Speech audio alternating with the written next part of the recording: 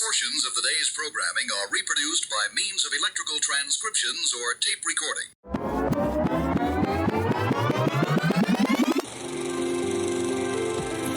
Welcome to the second episode of the NBA podcast, where each week we explore the side streets and rabbit holes around movies, books, and albums. Unseen to the listener, Devon spends this episode dressed in a gown and sunglasses, channeling his inner dude. Despite this humble exterior, he drops a serious flex, which almost derails the entire episode in the first few minutes. Fortunately, we are consummate professionals, and we get back on track and manage to salvage some discussion around the 1998 cult classic The Big Lebowski and the 2000 alternate rock album Songs from an American Movie Volume 1, Learning How to Smile by Everclear. Enjoy the podcast. Nice, Dev. You dressed up for the occasion. I'm just walking away for 1 second. Give me just no a stress. Second. No, I'm not dressing up. Just 1 second. I think it's a very good effort, Dev. I think you probably added something to future calls, as we should embody the discussion.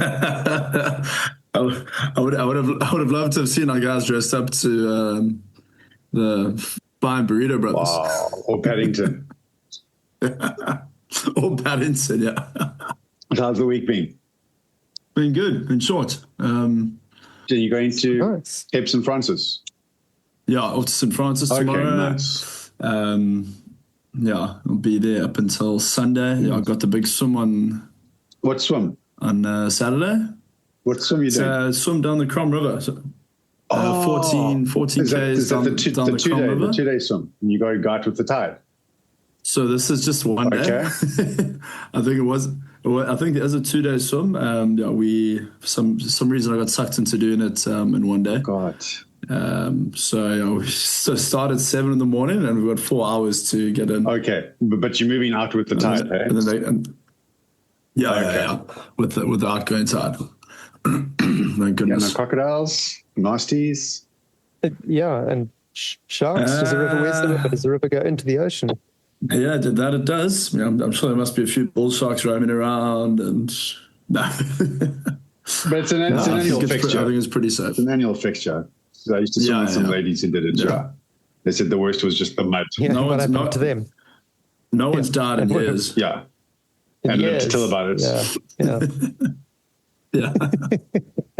No survivors. Yeah. No survivors.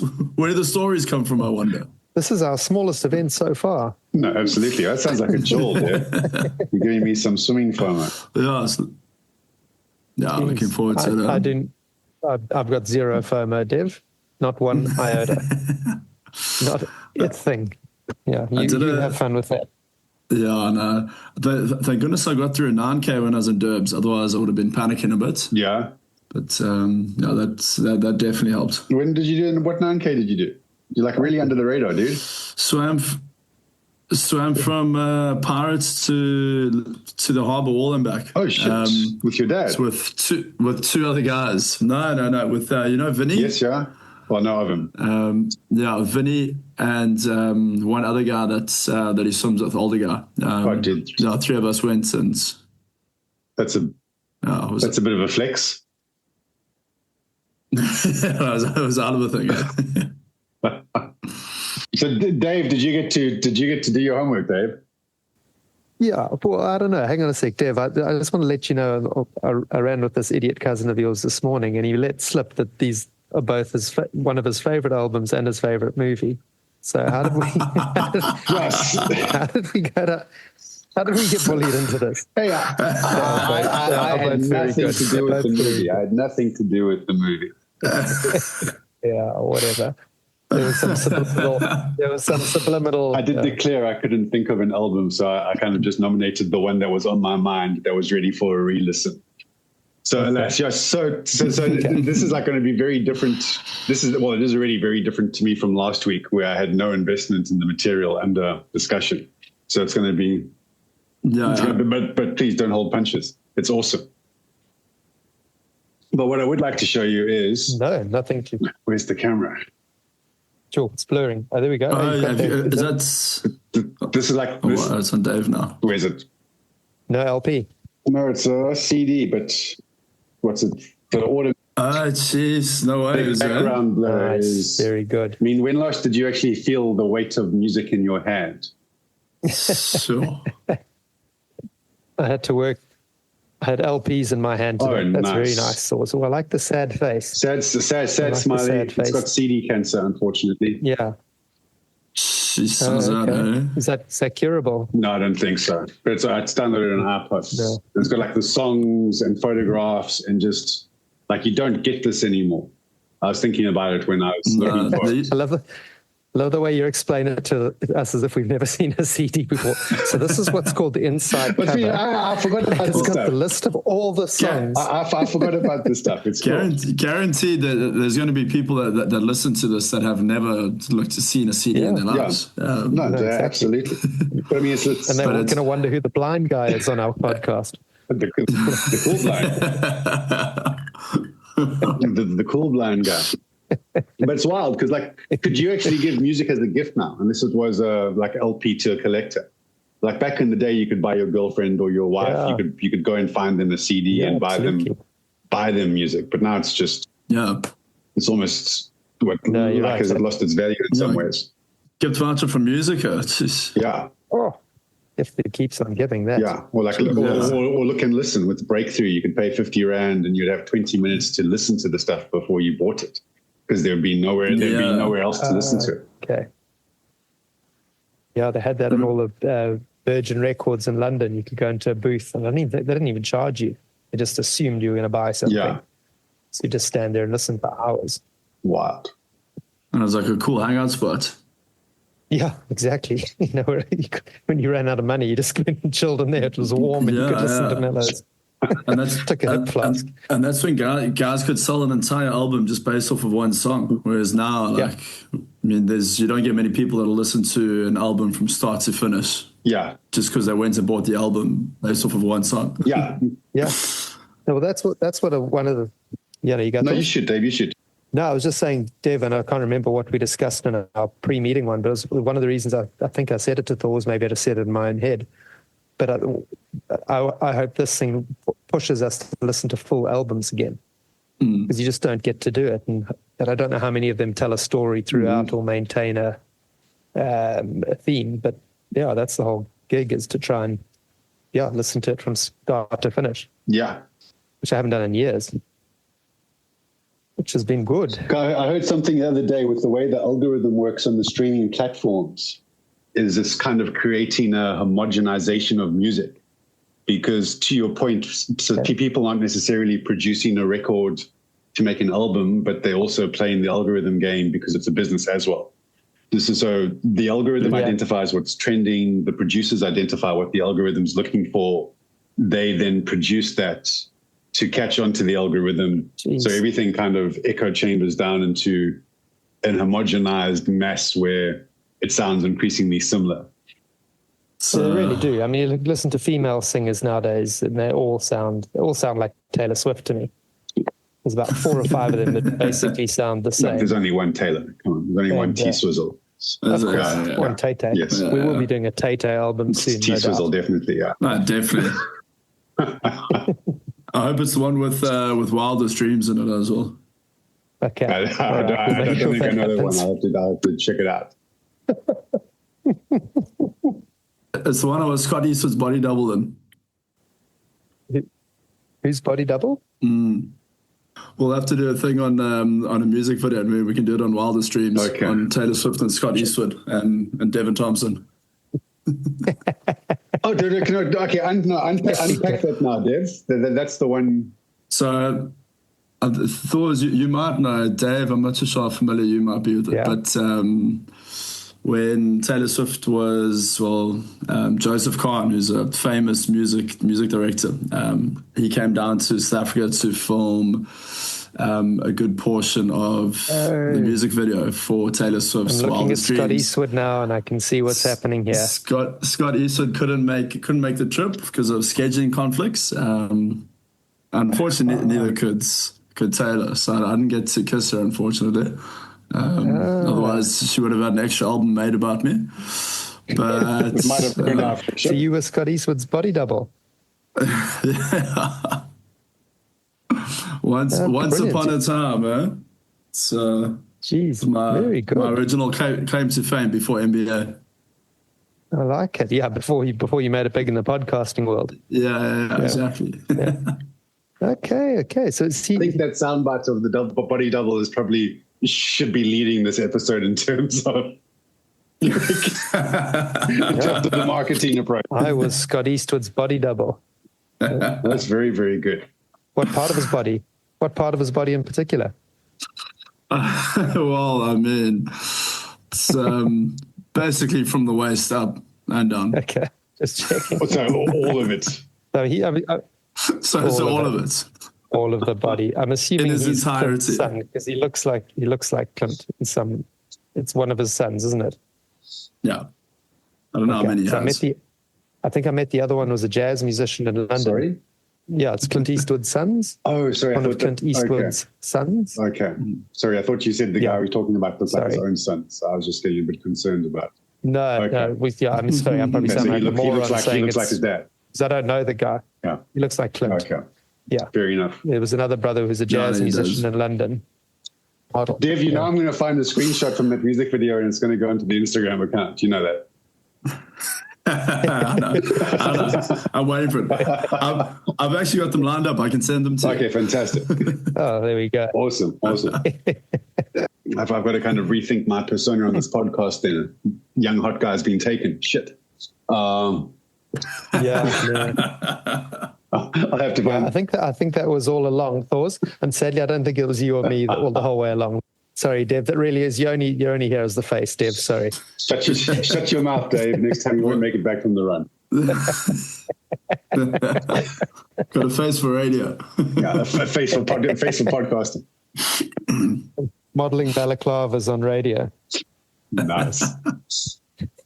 Okay, cool. I did not know that. Well, I did know that, but I kind of forgot it, or probably buried it deep. It was a long time ago. It was before I knew you. It was before I really knew me. Okay. Oh my God! Oh, I think that's a wrap, guys. I think we've got 10 minutes of gold. Let's just leave it there. Just leave it at that. See you in a week with another 2 favorite albums and movies. We'll outro with what's it called, Dev? Wild Dreams. Wildest Dreams. Yeah. Wildest Dreams. Okay, let's capture it. You'll know it, Thors. You'll know it. Yeah. So I've been cramming for the last 40 minutes trying to fit in as much of Lebowski as I could. Okay, cool. Well, I feel like I might sit up all night and just watch it to the sound of clattering hooves and slamming barn doors. There's Dave watching the movie now. Where are you in the world now? Hey? Where am I? Yeah. Why are they clattering hooves and barn doors? No, you said the horse is bolted. Oh, okay. Clattering hooves and slamming barn doors. Sorry. The horse she has bolted. Okay. I want to someone straight over my head. Yeah, sorry. Sorry. But you guys are just male models, so I wouldn't expect you to keep up. Yeah. Oh. Yeah. A model, idiot.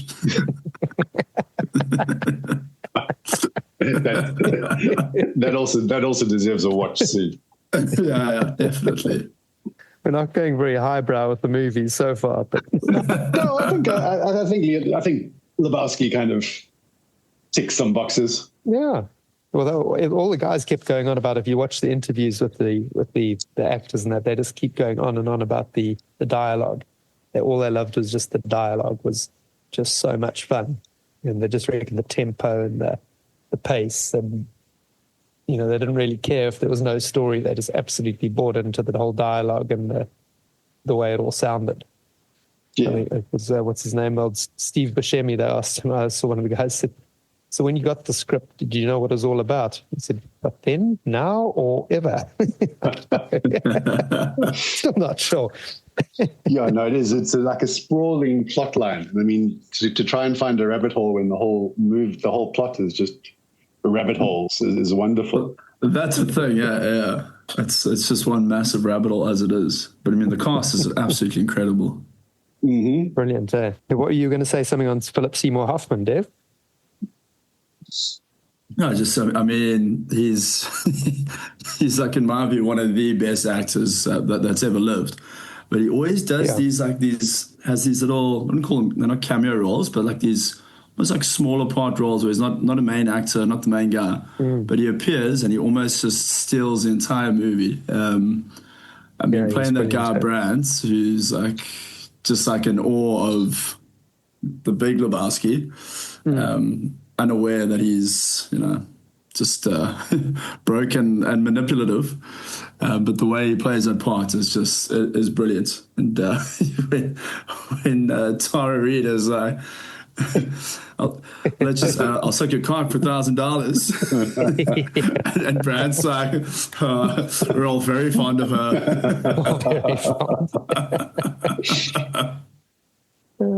I think she ad-libbed that line. I thought I saw something that she actually ad-libbed that. Oh, wow.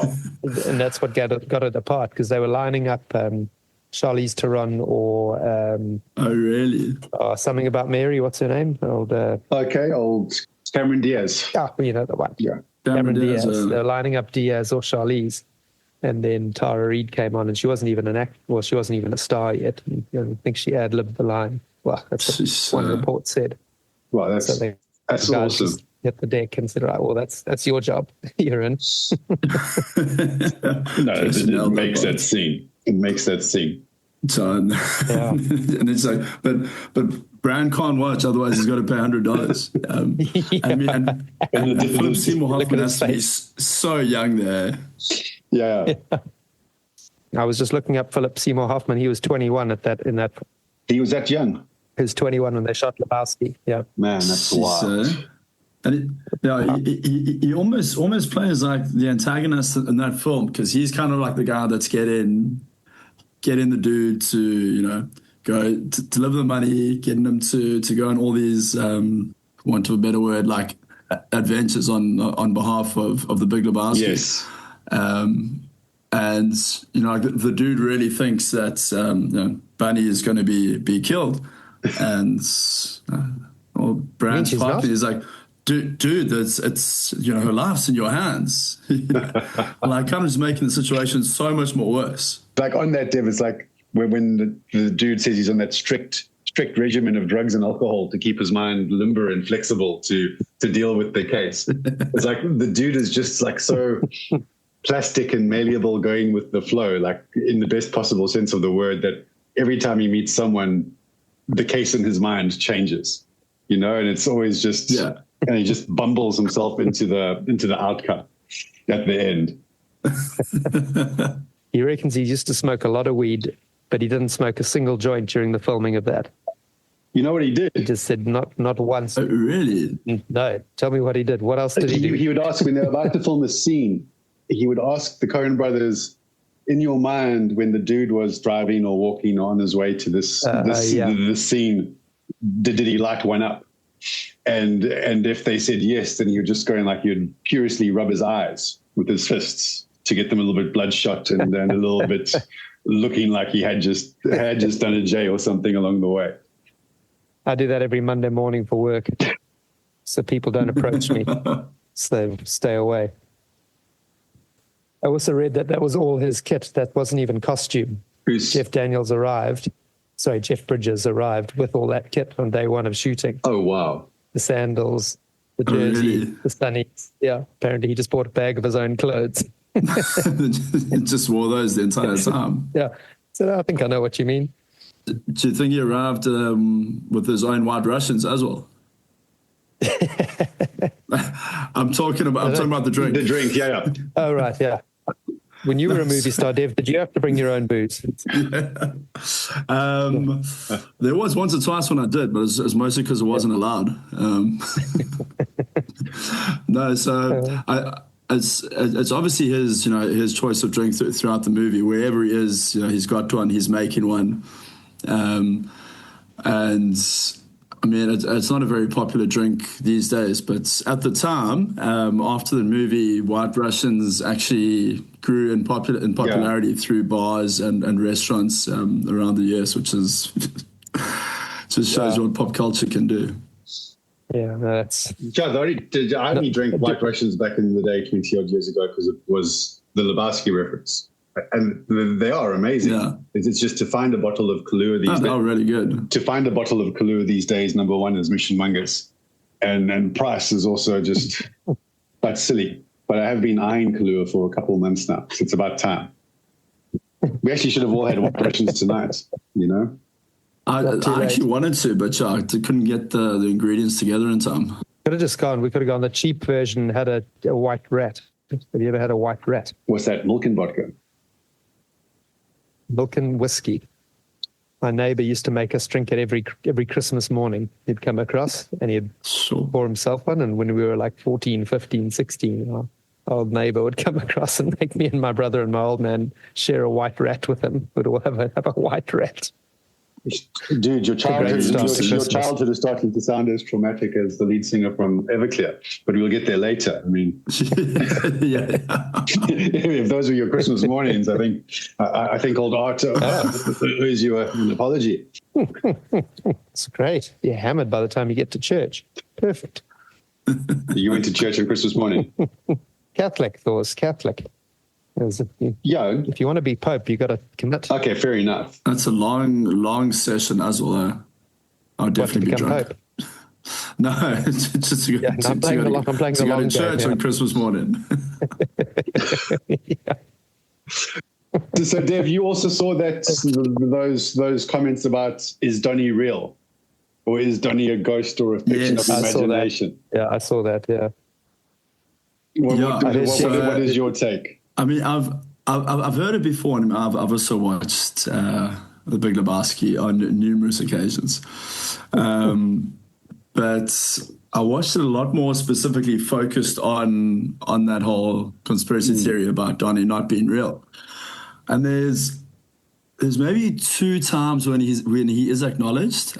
Yes, I think that there's one when they're in the bowling alley and Donnie says something and the dude says the right, but he doesn't look at Donnie. He doesn't really acknowledge him. He could be talking to Walter out of sync. Yeah, exactly. And then there's one part when he's in the car park when he's leaving the bowling alley, and he acknowledges Donnie directly. But then there's also the whole thing that he could just be fucking with Walter, because Walter has obviously made up Donnie.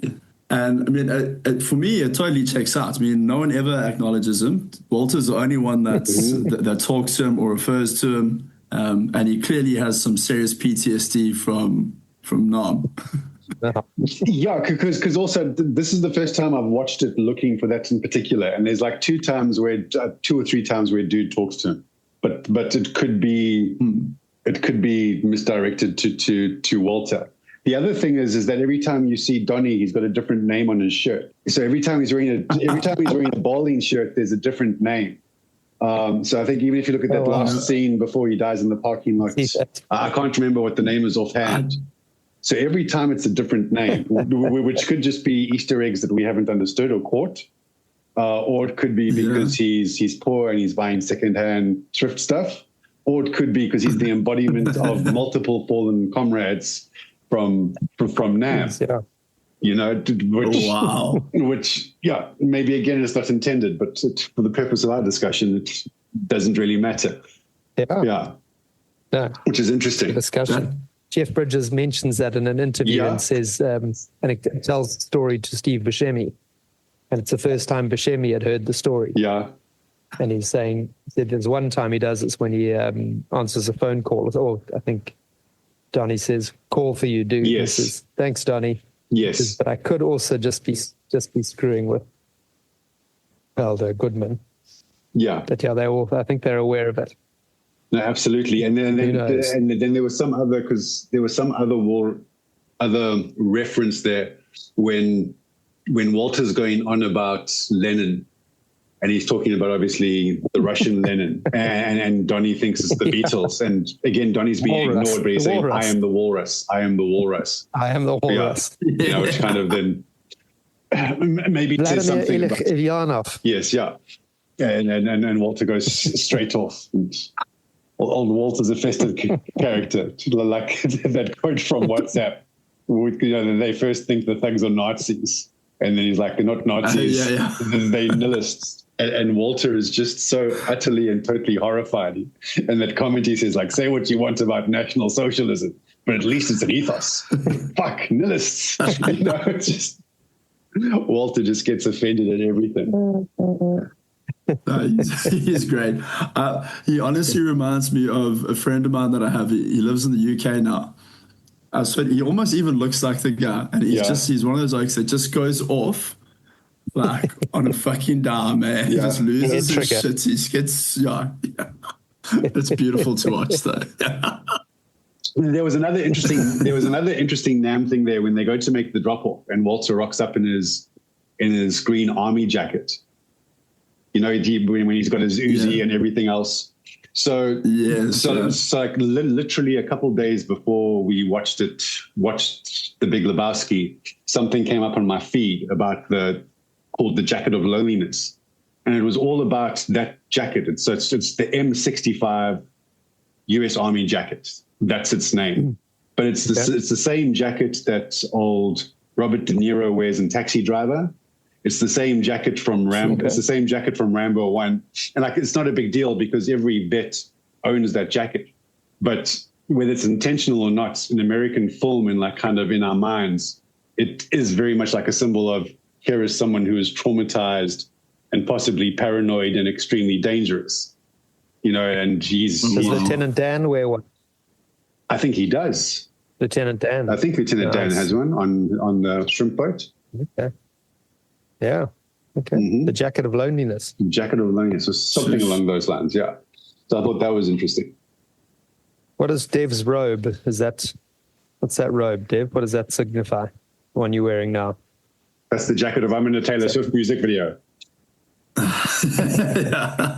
Exactly. I bad. Yeah. Dave, I think we need a new Northwood Circle of Valor category for have appeared in the Taylor Swift music video. I've never met Tay, but I've been waiting for my opportunity to join that circle of valor. There we go. No problem, Dev. I'll nominate you next year. This could be it. Thanks, Dave. No, we will get a nod from Taylor herself. I'll happily speak about you for 10 minutes. Yeah, we can fly Taylor in. There we go. Sure, we can make it happen. Nothing is beyond the realm of possibility. Speaking of little cameos, do you know who else appears in Flea? Yes. Did you see him, Dave? Yeah, I heard that. Yeah. One of the nihilists. No, I heard the interview about it. Okay. They kick him in the crotch or something. Yeah. He's there with the marmot in the bath, and then in the scene in the parking lot afterwards. Yeah. So apparently the Coen brothers wanted to have. Apparently he just rides on the floor for like 3 minutes with a close-up shot of him. Yeah, with his arm, with his ass half out of his pants, you know, because he's normally naked with the band. So apparently when they shot that, they got 3 minutes of footage of him just crawling and writhing on the floor. And the Coen brothers looked at each other and said, "Well, that's the trailer. Just 3 minutes of Flea writhing on the floor." And he doesn't do a bad German accent, or when they're ordering waffles in German restaurant, he did pretty well. If I hadn't been told, I probably would have missed it again. You know, unless I was looking for him, I probably would have missed him. Yeah, so I've actually never realized until this time, and I saw it in I don't know if it was brought up at the start when they mentioned his name, or I saw it somewhere, and I never actually realized before that he had me neither. Role in it. The Chili Peppers were. Do you remember what other movie they were in? No. What do you got? They were in Point Blank. Point Break? Point Break, sorry. Point Break. Point Break, the surfing one with Patrick Swayze. Patrick Swayze and Keanu Reeves. They were they were like the heroin meth band that was one of Keanu's first busts when Keanu breaks the bad guy's surfboard with his arm and gets in that fight. And there's that pissed off undercover cop with the bleached hair saying, "I've been undercover with these guys and my wife's left me." Yes. And when the guy shoots himself in the foot with the shotgun when Keanu kicks the door into him, that's Kiedis, Anthony Kiedis, with long hair back. Okay. So and they haven't been in a film again since then, since the late 90s. Well, I wouldn't know. It's a good question. I'm sure there must be bit parts somewhere. And how did you find talking about Flea, the soundtrack for the Big Lebowski? Yeah, Well, I enjoyed it. So you go, Dave? No. I just picked up a bit of Credence at one point, and I don't mind me some Credence. I was going to say one of the best songs on that soundtrack, the movie as well, was the Hotel California one by the Gypsy Kings. With Jesus. With Jesus, who was a registered sex offender. No, dude, I'm serious. 8-year-olds. 8-year-olds, dude. Yeah. And like all the different characters have almost their own sound signature, which you pick up a lot when you like looking at it. You've got obviously Sam Elliott has his country songs. You've got the Nihilists with their like techno German pop, and then you've got that in the background. But the one thing I didn't realize, which I found just through the research, was the Rolling Stones have one of the closing songs, "Dead Flowers," and it's not a song I know necessarily, but apparently when they were putting together the soundtrack, and the Coen brothers had brought in a guy that they really respected to kind of get the rights for the music and identify the right songs. And he wanted that Rolling Stones song. But apparently one of the former managers of the Stones owned the rights to the song. And he wanted an exorbitant amount for the rights to have the song in the movie. And anyway, the guy who was organizing the music, I think his name was Burnett, he convinced the manager or the ex-manager who owned the rights to watch the movie and then decide. And I don't know if you remember the scene when the dude is being driven back from being arrested after Jackie Treehorn, and there's like an immigrant cab driver, and the dude is like, "Please, can you just turn your music off?" And he argues with the guy about his music, and the dude just says, "I hate the fucking Eagles." And the taxi driver slams on anchors, gets out the car, and physically throws the dude out of his car because the dude hates the Eagles. Apparently, this ex-manager of the Stones, when he saw that part, he's like, "No, you can have it. You can have the song. Go. It's good to go." They could have got the Burrito Brothers. Dude, with some of that country in the background and a few of the scenes, they definitely could have. Yeah, easily. It wasn't too far off. Yeah. Yeah. There was the big Sam Elliott connection there. The Burrito Brothers are probably selling out bigger crowds than the other lads and Everclear at the moment. Possibly. Everclear played a gig last night. I saw when they played one 2 nights ago in Montana. Yeah. The Pine Creek Lodge, 1,200 people in the crowd. Wow. It's not a huge amount of people, is it? No, unless we spin it and call it an intimate gig. It's a school hall. Yeah. The small school high school hall. Yeah. Yeah. So on to Everclear then, Dave. Well, it's better than my pick last week, so well done. I enjoyed it. I actually haven't had a chance to go and listen to the rest of their stuff, but obviously, I remember them. That was the first time I've ever listened to that full album. I think I might have known one or two off. You'll know off Santa Monica. Santa Monica, you'll know that's like their big one. Yeah, I mean, I know quite a few of their songs, but that specific album, I think, is probably the first time I've ever listened to from front to back. Oh, okay.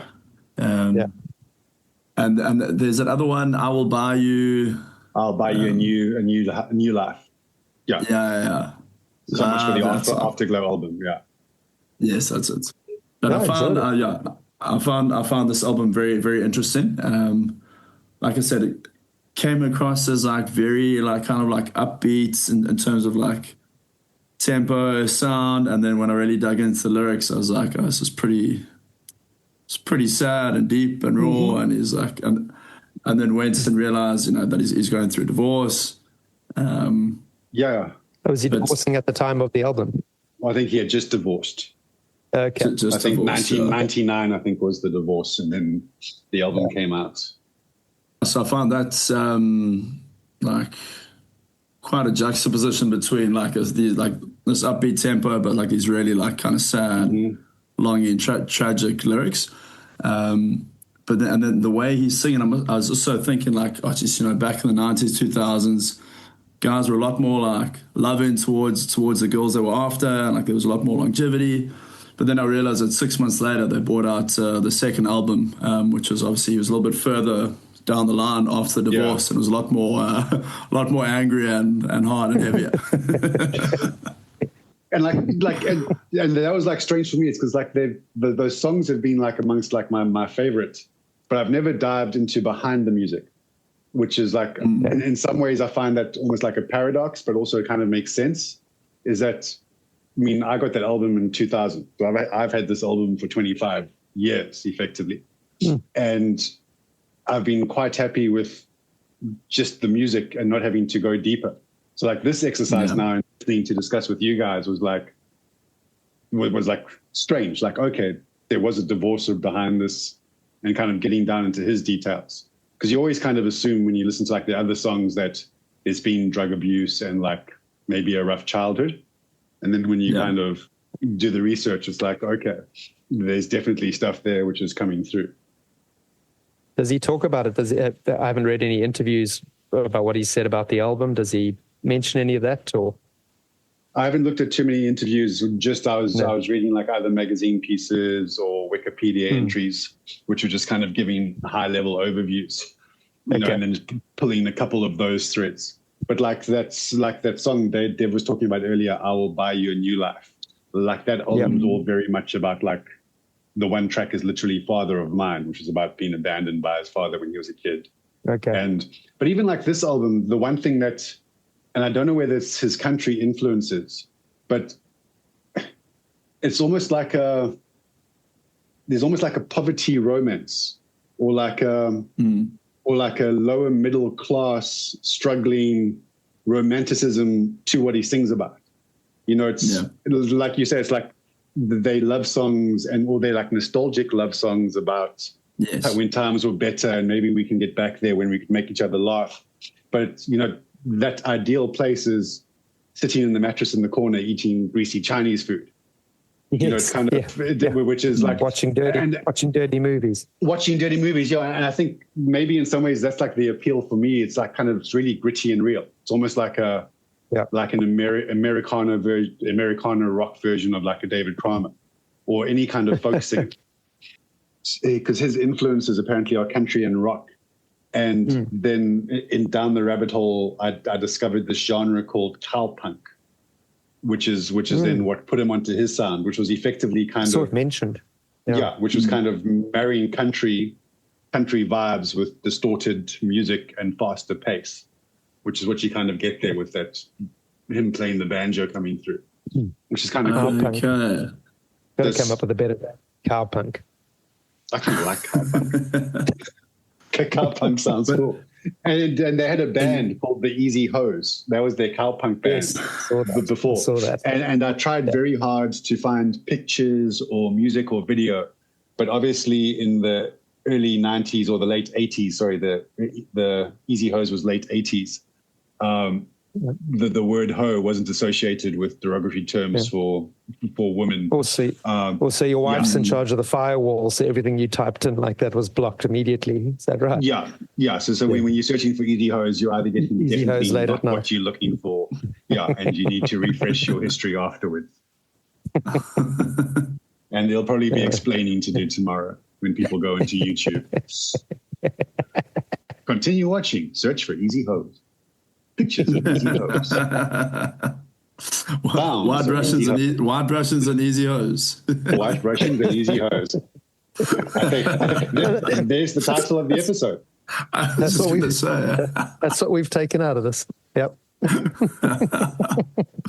Nice. But so was Everclear? So obviously the sound was inspired by a lot of country as well. But you think a lot of their songwriting in terms of like lyrics were as well.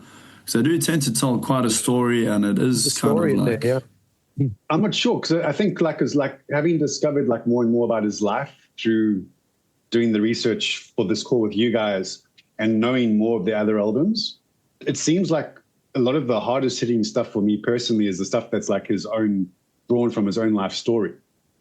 And I think maybe that's where the secret sauce is that it's not a style. It's not trying to be something else. It's, you know, he's got that song he's gone through. Yeah. That song about Heroin Girl, you know, his his girlfriend OD'd when he was like a teenager. His brother committed he was suicide. he was 12 or something in the same year. Well, his brother died, and then his girlfriend. I mean, he had a heroin addicted girlfriend at the age of 12, which is impressive. And he's got a song on the Sparkle and Fade album called Heroin Girl. Okay. But it's kind of, I'm not sure whether it's like word for word his experience, but there must be influences, and it's very hard. But it's very raw, and lyrically and story wise, it's good. So the Sparkle and Fade is what they're doing their tour now. They're touring with the Sparkle and Fade tour, I think. Okay. They play the entire album, and then obviously a few other tracks, but they play the whole album. That'd be awesome to go see. There's some a year out on there. I think that's the current tour they're on. Okay. That's very cool. Because apparently he also tried to kill himself. He tried to drown himself at Santa Monica here. Oh, really? He filled his pockets with weights and sand and stuff, and threw himself into the water.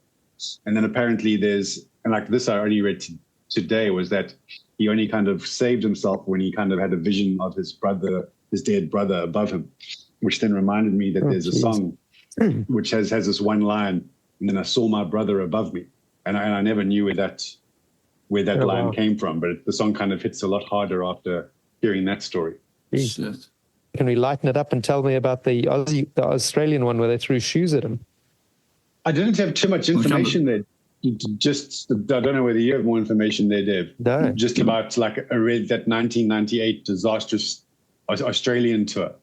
I was trying to find out more information, but it's really, really tough to get anything more out of that. Yeah, I didn't have too much, but it sounds like a complete dog show with shoes being thrown at people and taking teeth out on stage, and explosives being thrown on stage, and guitars being stolen, and band members refusing to play, and the band almost like breaking up. So it sounds like kind of wild. But I see they're touring Australia again. So yeah, they go every 2 years apparently. Yeah, so maybe they like that shit. So, yeah, obviously there was some endearing characteristic about it. Maybe he's got no more teeth to lose. No shit. Yeah. Sorry. I went on a tangent. I'm have to go back to. I was going to ask you to. Because I had to go and look at his old man's movies, old Lloyd Bridges. Love him. Dave, do you remember Jeff Bridges' old man, Lloyd Bridges? No, I don't. He's the president from Hot Shot. Yes. Admiral Benson. Yes. He's the admiral, and he's the president in part two. Yeah. No, you just gotta Google a whole lot of his clips. It's he kills me. And he was in Airplane too as well. He was air traffic control. Yes, yeah. Yeah, remember that? Yeah. Looked like I quit the wrong week to quit drinking. Yes. Like the wrong week to quit drinking. Quit smoking. Quit sniffing glue. Quit amphetamines. Striker.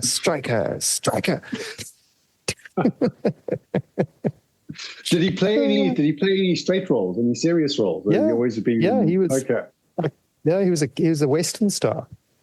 So he was in. Oh, wow. I don't know, I wanted to have a look and see, because his transition sort of worked similar to Leslie Nielsen. Leslie Nielsen was also a straight actor, and then obviously, moved on, and then was only recognized as this comedy genius. And Lloyd Bridges seemed to have taken the same sort of path. But I don't know what.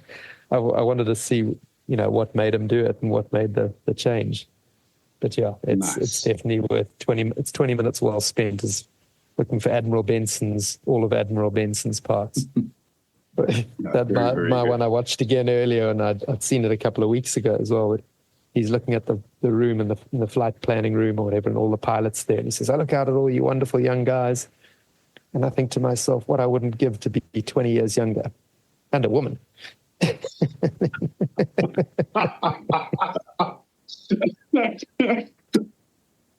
Oh man. I am the walrus. Well, that's all for this week. Thank you for listening.